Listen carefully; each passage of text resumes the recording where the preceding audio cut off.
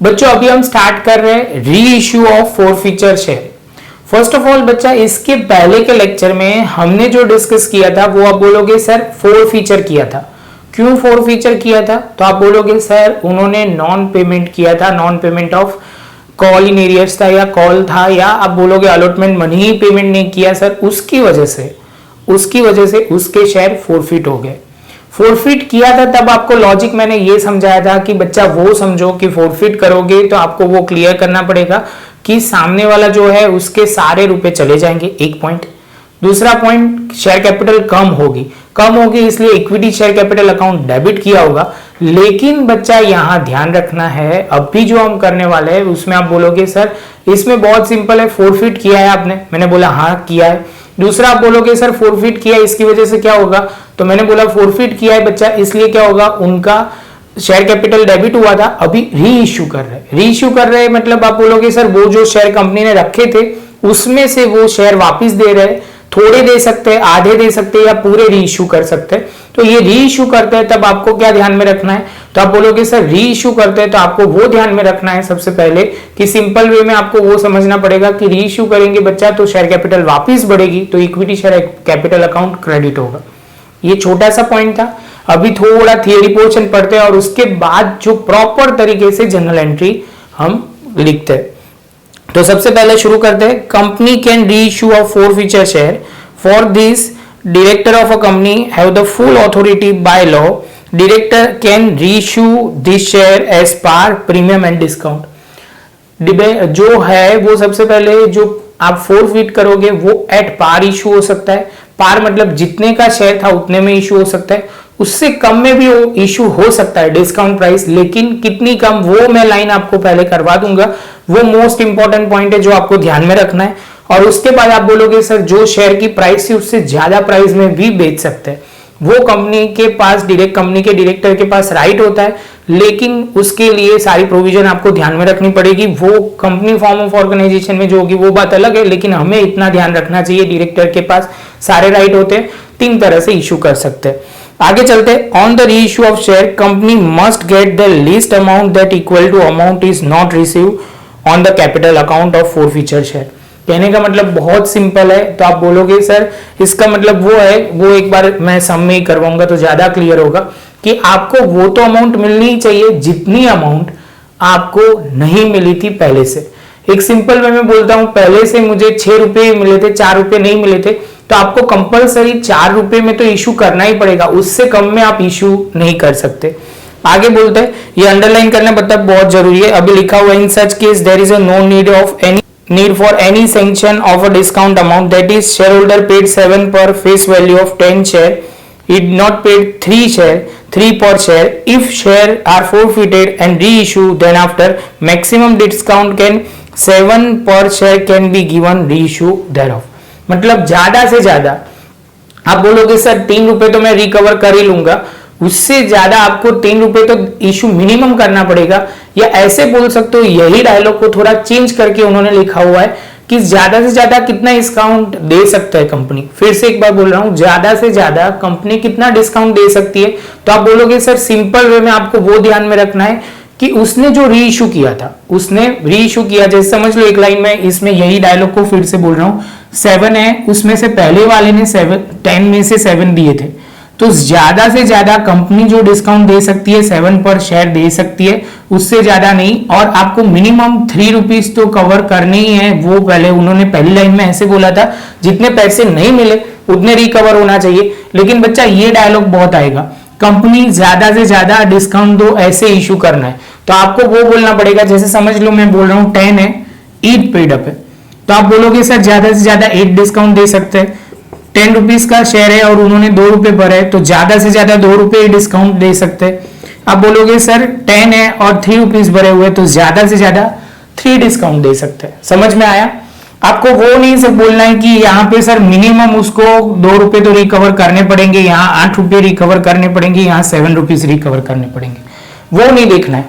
आपको डायलॉग उल्टा बोला है तो आपको वो माइंड में रखना है कि सर ज्यादा से ज्यादा डिस्काउंट कैसे ले सकते हैं। फिर से एक बार 100 दिया हुआ है, पहले वाले शेयर होल्डर ने उसने 20 दिया है, तो कंपनी ज्यादा से ज्यादा 20 डिस्काउंट दे सकती है। सेम वे 100 है और कंपनी ने 70 का पहले से कलेक्शन कर लिया है, पहले से मतलब पहले वाले से 70 रुपीज ले लिए, तो बाकी जो है वो आप बोलोगे सर ज्यादा से ज्यादा 70 डिस्काउंट दे सकते हैं। बस ये डायलॉग याद रखना कि कंपनी ज्यादा से ज्यादा डिस्काउंट मतलब 4 फीचर आपको बोला जाएगा, उससे कम रुपए में वो इश्यू नहीं कर सकते। क्लियर है बच्चा? जो बहुत इंपॉर्टेंट है, थोड़ी जनरल एंट्री के बारे में बात करते हैं। On the reissue of 4 feature share the amount receive from new shareholder is debited to bank account.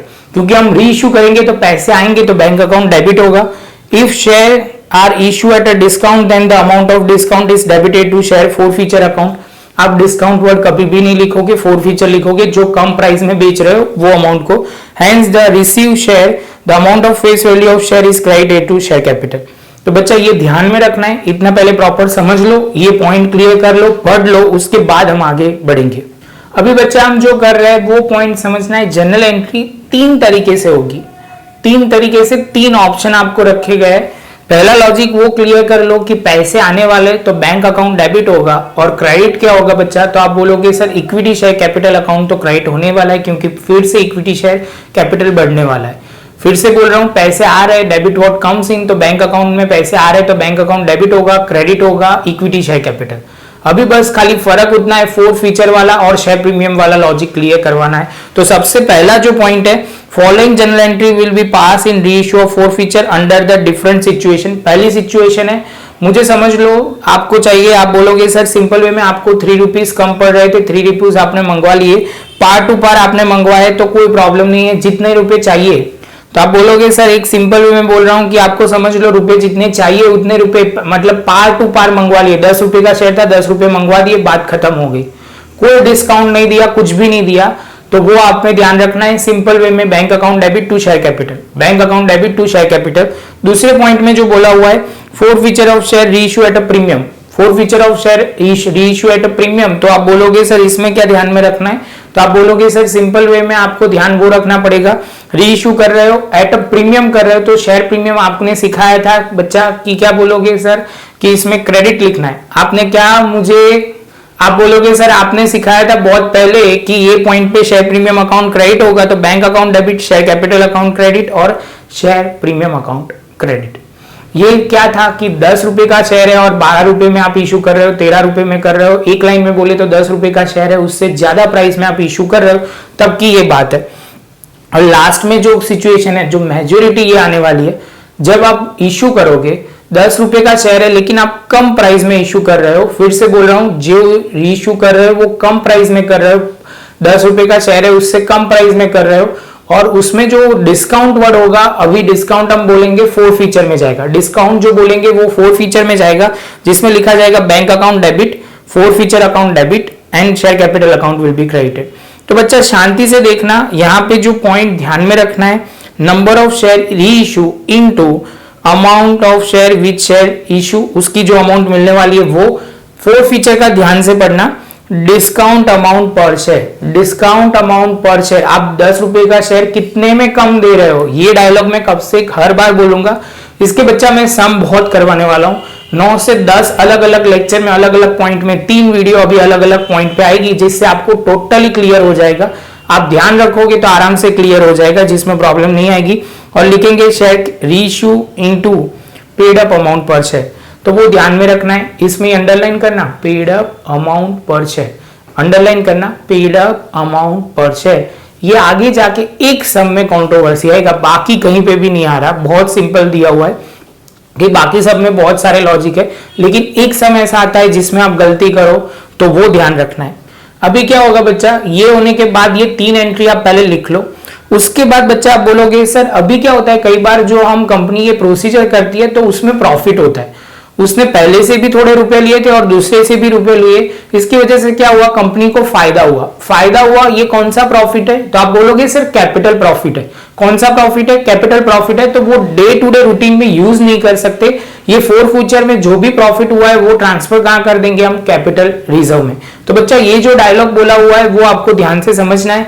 पहले 2 लाइन पैराग्राफ पढ़ लेते हैं। After the reissue of 4 feature share, 4 forfeited share, the share the credit balance left in the share 4 feature account for the share of transfer to capital reserve account।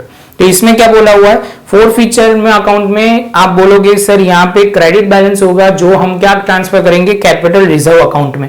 आप बोलोगे sir उससे आगे share forfeiture is a not day to day because the transaction of a company, ये day to day नहीं है बच्चा। Capital reserve जो ये फोर फीचर होता है ये डे टू डे रूटीन का नहीं है, इसलिए कौन सा प्रॉफिट है, एनी सरप्लस और profit on the amount of forfeiture of share is credited to capital reserve.